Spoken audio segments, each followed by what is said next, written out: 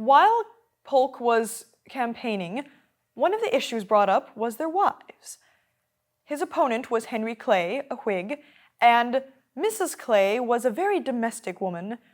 Many of the Polk's opponents said that Henry Clay's wife would be a much better First Lady because she was very domestic, a far better homemaker. She knew how to churn butter and clearly a more domestic woman, the sort of American woman that the people should have. Mrs. Polk was not ashamed to admit that she was not a superior homemaker. That had never been one of her goals, since she always had come from more privilege, and instead she prioritized supporting her husband rather than just keeping the home. Not missing a beat, she replied, "If I should be so fortunate as to reach the White House, I expect to live on $25,000 a year, and I will neither keep house nor make butter."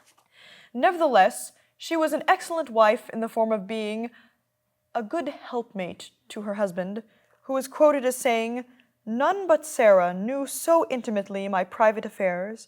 She was politician, counselor, nurse, and emotional resource." Sarah Polk didn't have some great goal she made like more modern First Ladies have. She didn't advocate for particular causes or have some pet project. Instead, her project was her husband. She knew that the best thing a First Lady can do is to support the president, to be his closest ally, because, as we see from studying the early presidents, their vice presidents were not always their right-hand man. All too often, especially in the early days, the vice president didn't even run with the president. He was the runner-up, so he could end up being his enemy. And many times, as with Andrew Jackson, his vice president, John Calhoun, became his greatest foe. So the president doesn't have the vice president to necessarily be that counselor, that support, that sidekick. Really, the only person he knows can be that for him is his wife, his First Lady, who is there to take care of the White House, to be the hostess, to entertain people, to make excuses for him when he's not feeling well, to care for his health, to read his speeches, to write his speeches, to look over the newspapers, and above all, to be that shoulder on which he can cry and that hand he can hold when things are difficult. As Polk is frequently quoted, his presidency was no bed of roses, but no matter how difficult it was, he could share that with Sarah. After his one term in office, which was all he planned to serve, the Polks intended to return to Polk Place, the plantation in Tennessee which they had built.